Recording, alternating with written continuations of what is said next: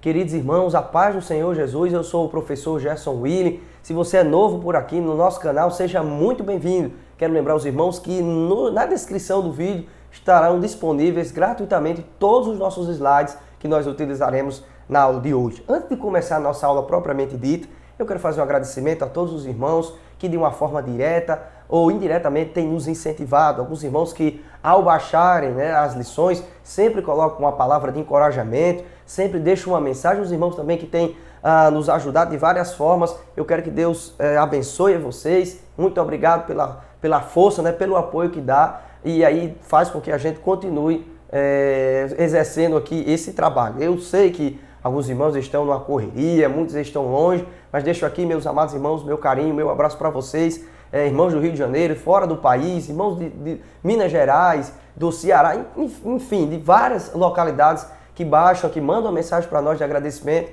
Deus abençoe vocês e vamos estudar a lição de hoje. Hoje nossa lição número 13, a gloriosa esperança do apóstolo Paulo. Nós não vamos fazer a leitura bíblica em classe para que a gente não, para que a gente ganhe tempo, para que o nosso vídeo não fique tão alongado, visto que a última lição a gente colocou algumas coisas a mais aqui.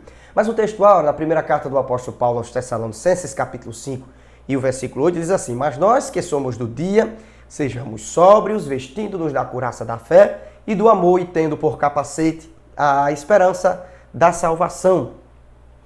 A nossa verdade prática diz que a esperança gloriosa da volta de Jesus traz sobriedade para as nossas vidas e disposição para exercer a fé e o amor em esperança. As duas leituras estão aqui, eu vou deixar para os irmãos nos slides, vocês podem baixar, onde o apóstolo Paulo fala que combateu o bom combate, acabou a carreira e guardou a fé. E em Tessalonicenses, capítulo 5, versículo 1 ao 11, não sei se eu falei outro aqui, Timóteo, capítulo 4, 2 Timóteo, capítulo 4, versículo 6 ao 8, e Tessalonicenses 5, 1 e 11, a primeira carta, ele vai falar sobre a volta de Jesus, relembrando os irmãos a respeito dessa esperança. Vamos para a introdução e a gente vai ver o final desse trimestre hoje. Queridos irmãos, em 2 Coríntios, capítulo 11, versículo 23 ao 27, nós encontramos o apóstolo Paulo dando um breve relato, um resumo dos perigos que ele enfrentou na sua carreira. Ele fala, e muitos aí, eu não vou ler um por um aqui, mas alguns em açoites, em perigos na minha nação, em perigos na minha cidade, em perigos no deserto,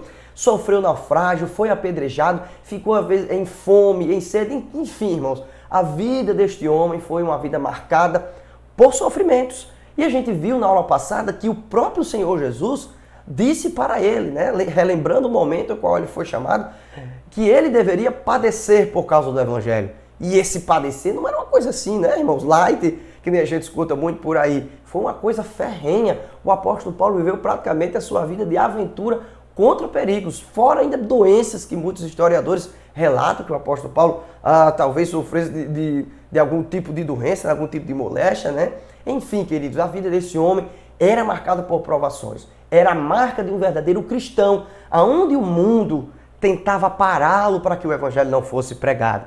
Então, queridos, mesmo preso, o apóstolo Paulo escreve algumas cartas na prisão. Mesmo preso, preparando-se para a sua execução, o apóstolo Paulo conforta os irmãos. A carta magna, conhecida como a carta rainha, a carta eclesiástica aos Efésios, a gente vê um encorajamento muito grande do apóstolo Paulo falando da igreja. Aos Filipenses, ele vai dizer que ele sabe estar abatido, sabe estar com abundância, ele pode todas as coisas naquele que fortalece.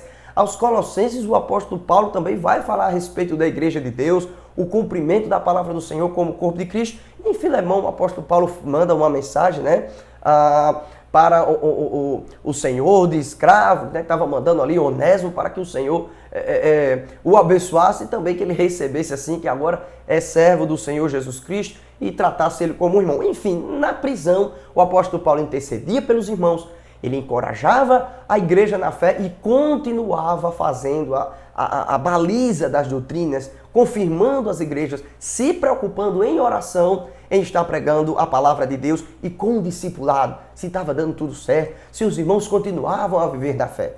Então, queridos, vamos continuar. Uma morte, da primeira aqui, a consciência de Paulo diante da morte. Uma morte como oferta de sacrifício. Como disse aqui, 2 Timóteo capítulo 6, capítulo 4, versículo 6. Ele diz assim, porque eu estou sendo oferecido por aspersão de sacrifício e o tempo da minha partida está próximo. Ele sabia, irmãos, que ele ia morrer.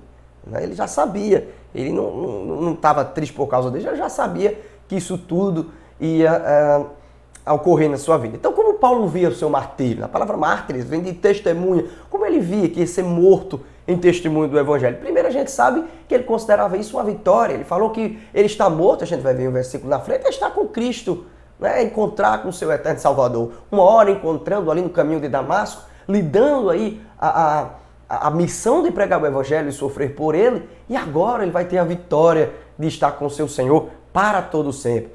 Outra questão aqui, eu acabei falando já, né? É estar com Cristo para sempre. O próximo aqui, sacrifício agradável a Deus. Ou seja, ele entendia que era o querer de Deus. Que ele padecer pelo Evangelho era uma obra que Deus tinha prazer nisso. Oh, meus amados irmãos, como isso vai de encontro a algumas teologias que nós observamos por aí, né? Que você tem que viver uma vida, o tempo, não estou dizendo que Deus não pode nos abençoar, que em vida sim, Deus não foi todas as pessoas, Deus escolheu e permite que essa pessoa tenha uma boa condição financeira, mas o verdadeiro cristão, independente da sua qualidade social, ele vai enfrentar oposição do mundo. Mas em relação a Paulo, como mártir da igreja de Deus, como mártir do testemunho do Senhor, né? Fui talvez redundante, mártir é testemunha, ele agora está feliz com o Senhor. Ele está dizendo, o tempo da minha partida está próximo, eu estou aprontando as minhas malas aqui para viajar. Então esse era o sentimento do apóstolo Paulo. Veja que ele não tinha temor. Em Romanos capítulo 8, versículo 39, a gente pegou só um recorte aqui. Ele diz, porque eu estou certo de que nem a morte, nem a vida, e os restos você já sabe, né? Nem a vida, nem a morte podem nos separar do amor que está em Cristo Jesus, nosso Senhor. Ele já estava arraigado à sua fé, já estava com o seu coração esperançoso. Nem a morte e nem a vida poderia lhe separar, nem as tribulações dessa vida e nem a ameaça de morte, porque nós estamos arraigados em Cristo Jesus. Então, queridos irmãos, no versículo 7, né, do capítulo 4, ele vai dizer uma das frases mais emblemáticas, né, do final da sua carreira. Ele vai dizer, combati o bom combate. A gente vê que o apóstolo Paulo usa muito uma figura de linguagem, fazendo conotação a cidadãos, a exército, né, a soldados romanos, porque o apóstolo Paulo vivia aquilo ali, então ele usava aquilo ali como se fosse uma ilustração, era algo que era muito próximo às pessoas que estavam ali naquelas redondezas, qual os irmãos iam ler e entender, né, o bom combate do apóstolo Paulo. Então o início do bom combate do apóstolo Paulo foi o seu alistamento em Atos capítulo 9. E em 2 Timóteo capítulo 2 e o versículo 4, ele vai dizer, ninguém que milita se embaraça com os negócios dessa vida, a fim de agradar aquele que o alistou para a guerra. Então foram muitas provações, né? Muitas perseguições, provações, injustiças, plantações de igreja e confirmação de igrejas. De fato, o apóstolo entregou a sua vida integralmente pela causa do Evangelho. Então é muito importante a gente observar isso. O apóstolo Paulo entrega a sua vida, né? Ele se alistou, ele precisava guerrear até o final. Ele precisava combater até o final. Ele estava falando aqui que fez aquilo que o Senhor tinha chamado. E é interessante, irmãos, porque o apóstolo Paulo também diz a Timóteo a mesma coisa, né? Em relação ao combate. Ele diz, olha, cumpre o teu chamado, cumpre a tua carreira de evangelista, cumpre, irmãos, até o final, para que o Senhor, no final, lhe recompense com a coroa da glória. Que coisa maravilhosa, né? Não tem como a gente estudar sobre isso aqui se a gente não se emocionar com essa passagem. Então o apóstolo Paulo estava com gratidão e esperança. Ele vai dizer, capítulo 4 e 8, né? Que a gente vai demonstrar, na verdade, irmãos, que o seu coração está firme com o Senhor. Mas então o apóstolo, deixa eu adiantar aqui, o apóstolo ensina que é preciso olhar para o futuro com a certeza do nosso galardão e enxergar pela fé que o nosso trabalho não é vão no Senhor, né? Ser firmes e constantes, sempre abundante, porque o nosso trabalho não é vão no Senhor, pois há uma coroa de justiça aguardada para cada crente em Jesus. Então, permaneça aí, porque tem uma coroa. Então, ele faz a gente olhar para frente com um sentimento de esperança, que a gente não pode viver só aqui. Ele mesmo diz, o apóstolo, que se nós esperarmos por Jesus, só neste tempo presente, somos os mais miseráveis dos homens. Então ele vai dizer aqui, acabei a carreira, ou seja, ele vai dizer em 2 Coríntios, capítulo 5, versículo 8, temos confiança e desejamos antes deixar este corpo para habitar com o Senhor. Então ele já tinha um desejo, né, uma vontade de já estar sair daqui para estar com o Senhor, né? E aqui guardei a fé. Então ele diz, temos confiança. Eu acho que eu repeti aqui as duas passagens. Então é as mesmas, né? Confiança de estar com Jesus, para que ele possa então ser resguardado, né? dessa vida opressora, desse coração muitas vezes afligido, mas ao mesmo tempo alegre pelo Espírito Santo de Deus. Vamos continuar, queridos irmãos.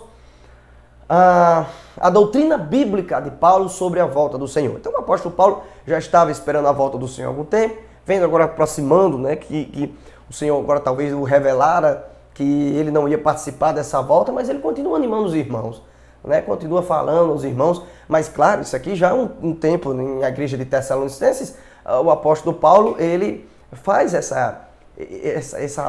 esse ajuste, né, essa confirmação aos irmãos. Diz assim, mas, irmãos, acerca dos tempos e das estações, não necessitais de que se vos escreva.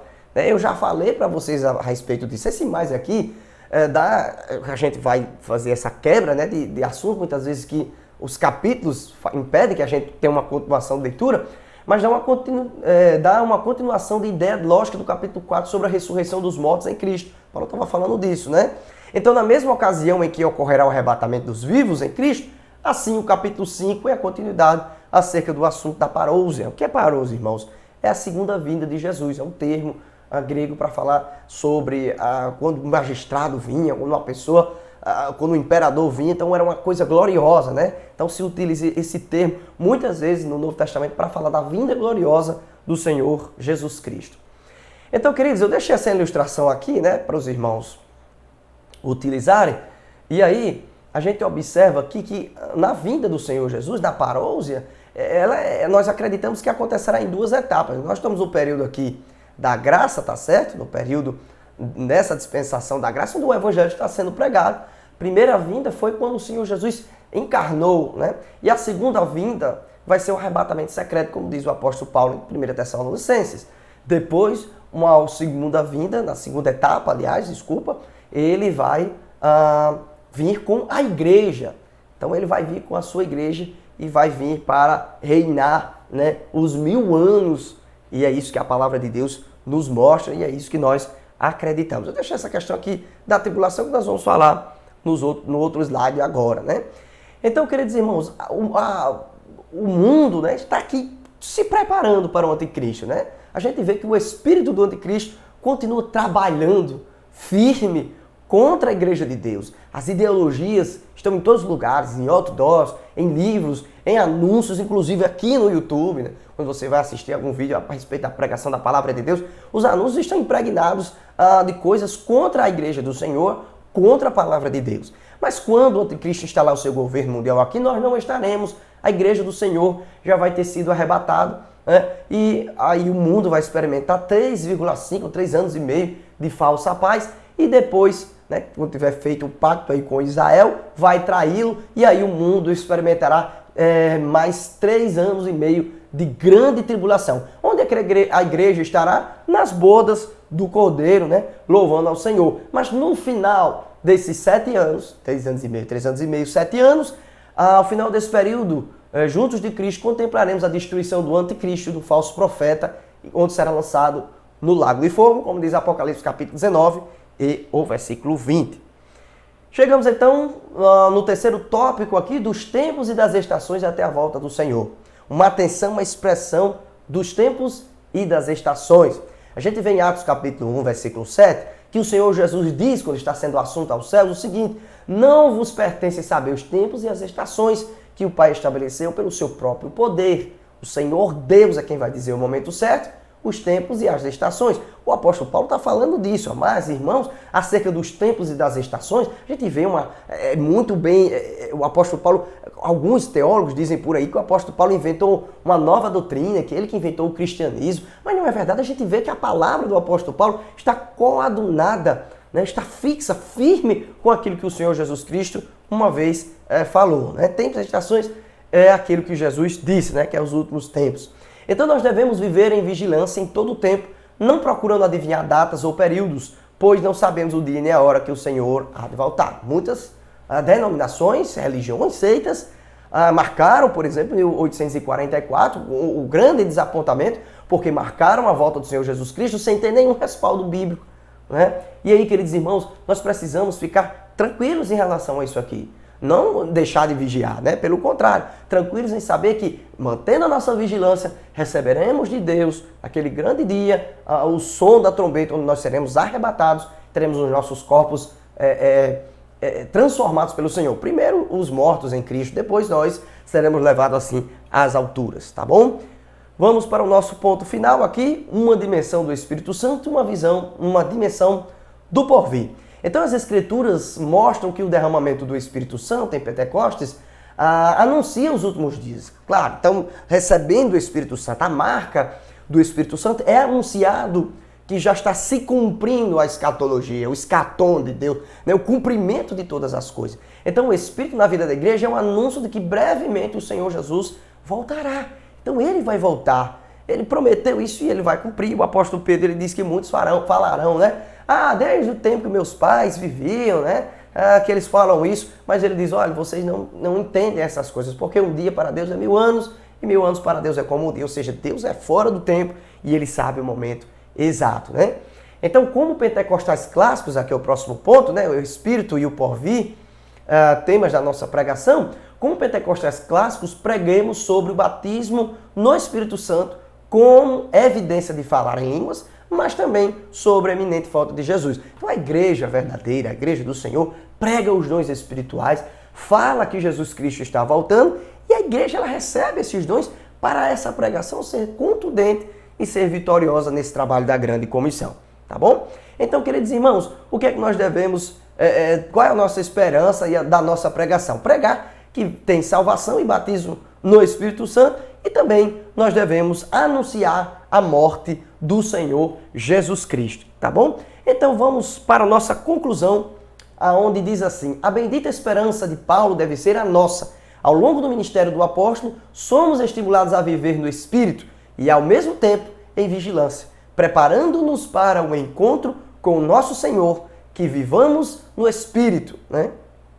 Aguardando a bendita esperança. O Senhor Jesus pode voltar a qualquer momento para arrebatar a sua noiva. Andemos, pois, no Espírito. Tá certo, queridos irmãos? Essa foi a nossa aula de hoje. Muito obrigado se você chegou até aqui. Não deixe de clicar no gostei. E aí, na próxima aula estaremos entrando no próximo trimestre desse ano de 2022. Temos uma surpresa para vocês e vai ser revelado na próxima aula, tá bom? Deus abençoe a todos e até mais.